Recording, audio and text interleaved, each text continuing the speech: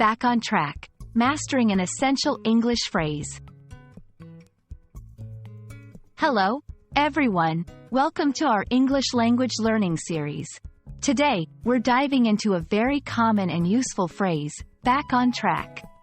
This phrase is often used in everyday English, and understanding it can really help you sound more like a native speaker. Let's get started and explore what it means and how to use it effectively.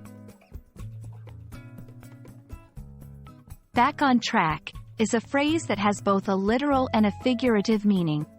Literally, it refers to a train returning to its railway track after a derailment. Figuratively, it means returning to the right path or resuming progress after a deviation or interruption. It's often used in contexts where there has been some distraction or setback. Personal context. When used in a personal context, back on track can refer to getting one's life, health, or routine back in order. For example, after a period of illness, one might say, "I'm finally getting back on track with my fitness routine." Professional context. In the workplace, this phrase is often used to mean returning to the main goals or agenda. For example, in a meeting that's gone off topic, someone might say, "Let's get back on track with our original agenda."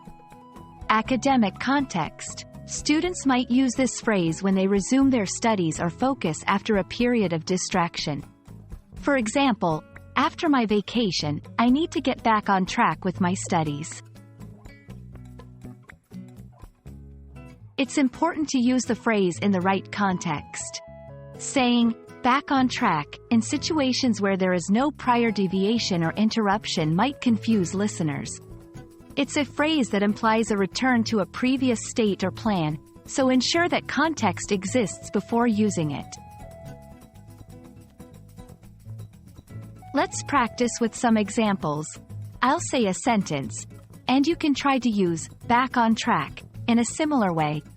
"After the holidays, it's time to get back on track with our budget. The project was delayed, but now we're back on track for a March completion.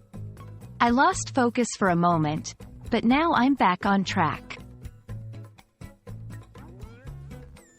I hope this video has helped you understand and use the phrase, back on track, confidently in your conversations. Remember, learning a new language is all about practice, so try incorporating this phrase into your English as much as possible. Thanks for watching, and see you in our next lesson.